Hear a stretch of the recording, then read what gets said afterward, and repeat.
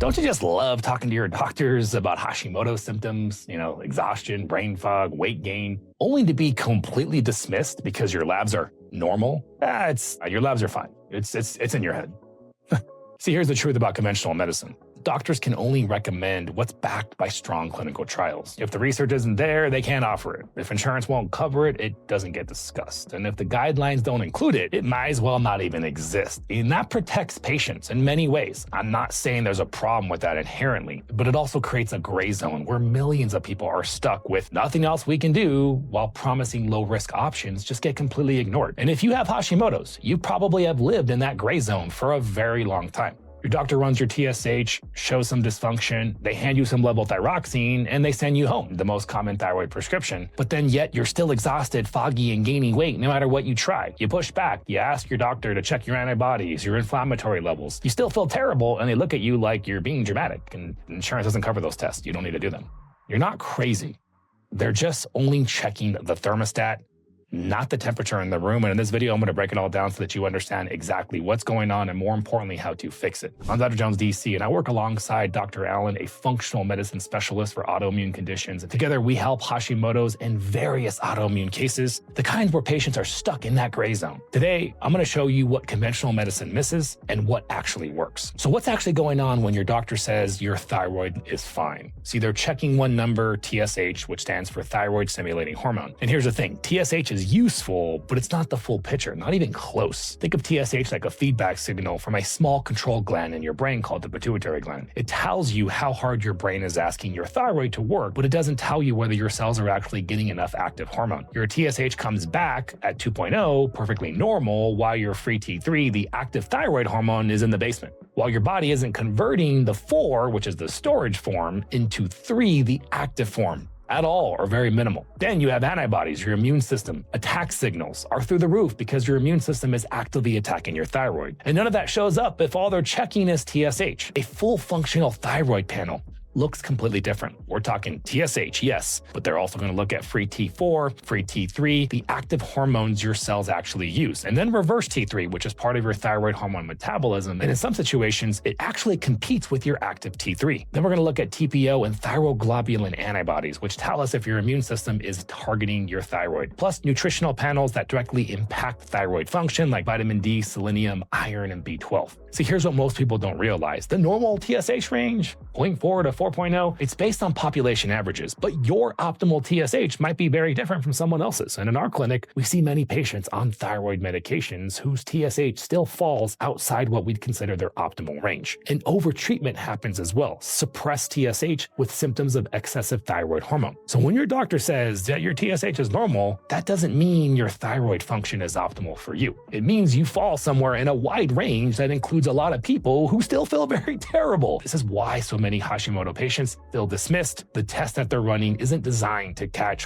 what you're experiencing. It's designed to catch the extreme dysfunction, not the subtle imbalances making your life miserable. And here's where it gets worse. Even if you ran the full panel and optimized every single number, many Hashimoto's patients still feel terrible. So to understand why, you need to know how conventional medicine actually manages this condition. And honestly, it'll start to click for you here. Real quick, if this is making you realize why you felt so dismissed, why your doctor keeps saying you're fine when you clearly aren't, this is exactly what we help people with. We offer free discovery calls where you can speak with our patient advocates who can learn about your specific situation, what you've tried, what's actually going on with your thyroid health. You can either text number on the screen or you can check out the link in the description if you want to explore that. But first, let me show you how conventional medicine actually manages Hashimoto's, because this will explain everything. So let's go through it from start to finish, because once you see it, everything will start to make sense. So it starts with the TSH test. That's the screening. If your TSH comes back abnormal, then they'll check free T4 to see how severe it is. Antibodies, they only get tested to confirm why your thyroid is struggling, not to guide treatment. If your TSH is high enough and your free T4 is low, overt hypothyroidism, you get levothyroxine. That's the standard. And let me be clear, levothyroxine is essential. It's T4. It replaces the hormone that your damaged thyroid gland can no longer make in an actual Hashimoto's case. And for many people, this is life-saving. I'm not bashing levothyroxine. levothyroxine treatment. But here's where it gets interesting. What if your TSH is only slightly elevated? What they call subclinical hypothyroidism, meaning your labs are only mildly off, but you still feel lousy. The guidelines say, watch and freaking wait. Even if you have positive antibodies,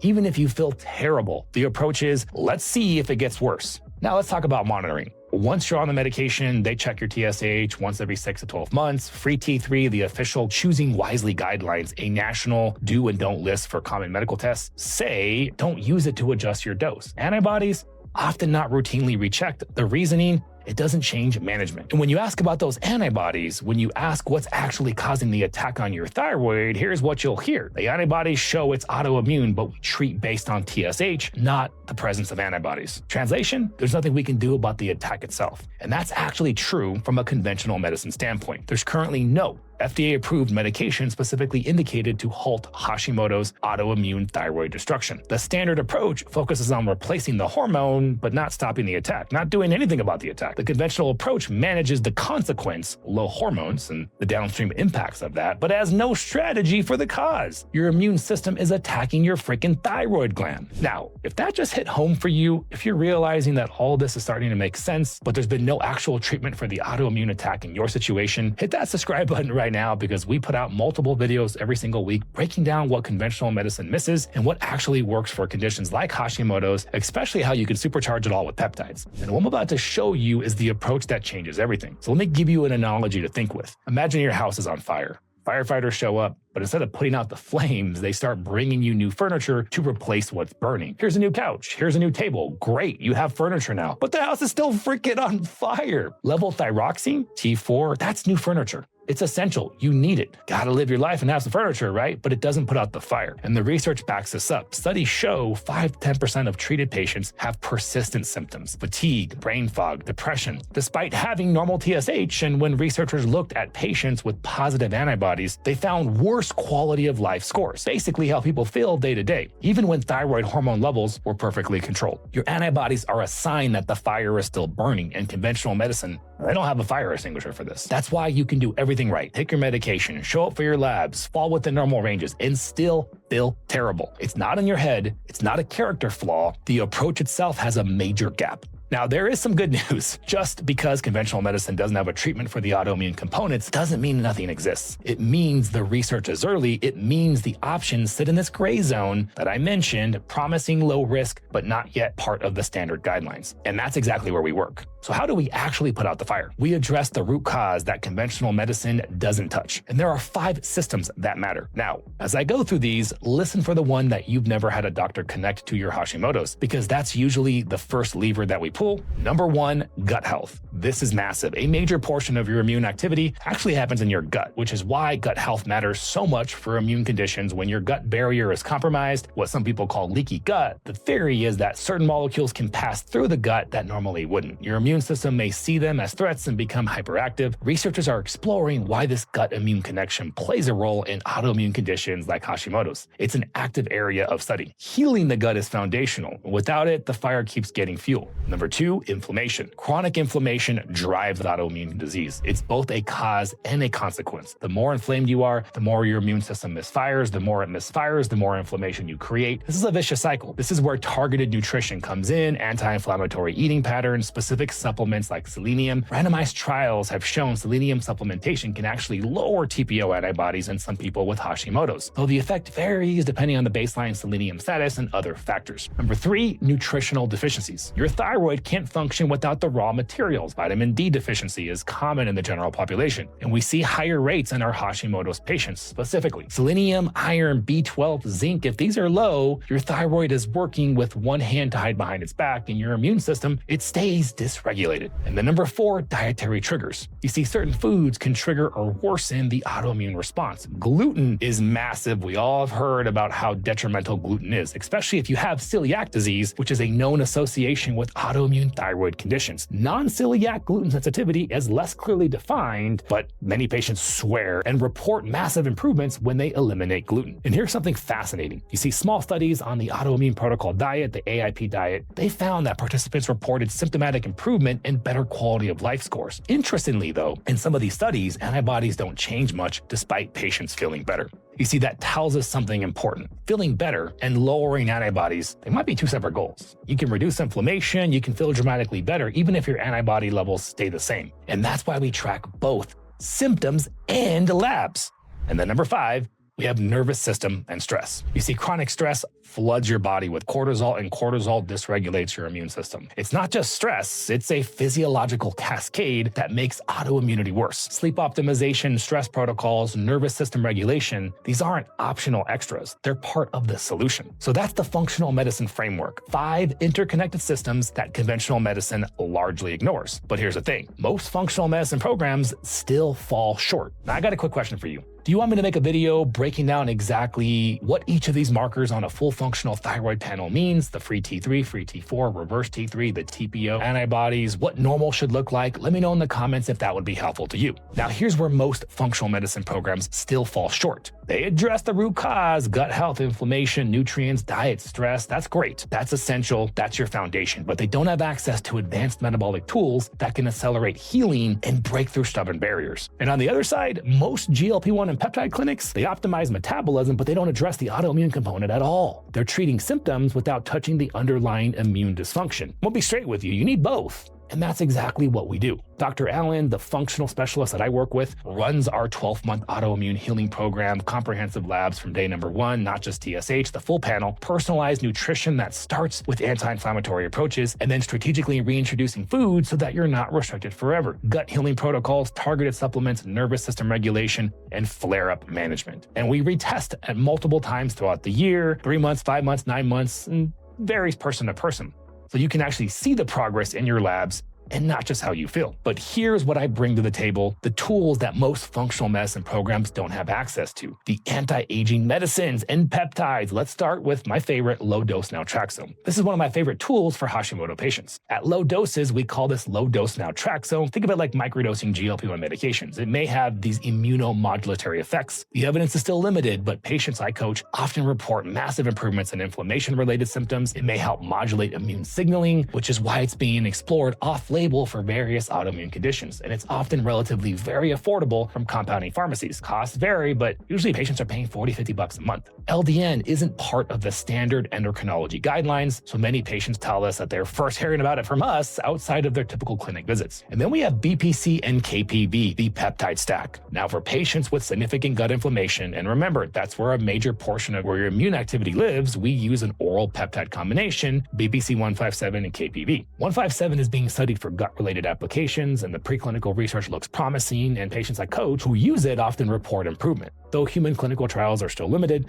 the early evidence suggests that it may influence oxidative stress pathways. And then there's KPV, a peptide being studied for potential anti-inflammatory signaling effects, and the early research is very encouraging. Of course, it is also still experimental. 2 to 3 months of this alongside the anti-inflammatory program can accelerate significantly what diet alone is going to accomplish when it comes to reducing your inflammation. And then there's GLP-1 medications for inflammation and autoimmune improvement. What a lot of people don't realize is that GLP-1s like tirzepatide, for example, they aren't just for weight loss. They have metabolic effects that can reduce systemic inflammation. And for Hashimoto patients, addressing metabolic dysfunction often helps them feel better overall. Even though GLP-1s aren't specifically treating the thyroid autoimmunity itself, for Hashimoto patients struggling with weight that won't budge despite doing everything right, this is a total game changer. Helps reduce the fat, may help the Hashimoto's directly, but indirectly it's going to help the Hashimoto's because you're losing fat and you're losing visceral fat, which is going to improve overall inflammation status. I had this patient, Maria. She was exercising, tracking everything, doing all the right things, not losing weight. The labs revealed Hashimoto's with high inflammation. So after we addressed the foundational issues, we added the anti-inflammatory peptides. Everything shifted. The peptides work best when your body's underlying blocks are resolved. That's where the synergy comes in. That's the difference. Root cause functional medicine plus advanced metabolic peptide tools. Most programs only do one, we do both. Now let me know in the comments, what's the one symptom that persists no matter what you try? Is it fatigue? Is it brain fog? Is it weight gain? Is it hair loss? I want to know what's affecting you the most. I read every single comment, so I'll get in there and reply with kind of what patterns we see with our patients. Now let me show you what real results can actually look like. So What would you expect when you address Hashimoto's the right way? So let me be real with you though. Autoimmunity healing, it's not a linear process. There's no magic pill, there's no overnight fix. Anyone who promises that is just straight up lying to you. But when you address the root cause, gut health, inflammation, nutrients, trigger, stress, and you have access to tools like LDN and peptides and GLP-1s to accelerate the process, things change. Patients consistently report improvements in energy, stamina, not the crashing by 3 p.m. kind of energy, but sustained throughout the day. Mental clarity comes back, the brain fog lifts, digestive function improves, joint pain and body aches decrease, skin clears up, sleep gets deeper, mood stabilizes, and for many patients, significant reduction in flare-ups. Sometimes we can eliminate them entirely. Here's what a 12-month timeline may actually look like for you. Month number 1, we're running comprehensive baseline labs, building your personalized plan. We're doing comprehensive stool testing, sometimes even stress and urine testing. Not a cookie-cutter protocol, but your plan based on your labs. Then months 2, 3, the foundational protocols begin. We're addressing gut health, inflammation, nutrition. First, retest happens so that we can see what's actually moving. Months 5 through 7, deeper healing, advanced testing if needed. This is where we layer in peptides or things like Low Dose Naltrexone for patients who need more aggressive support. And then months 9 through 12, that's the fine tuning, maintenance planning, flare prevention strategies. And by month 12, you have a long-term plan that you can actually sustain. Why does it take 12 months? Because autoimmune conditions took years and years to develop. Quick fixes don't create lasting change. This program gives you the time, the structure, and expert guidance to actually heal, not just temporarily feel better until the next flare-up knocks you down. Most importantly,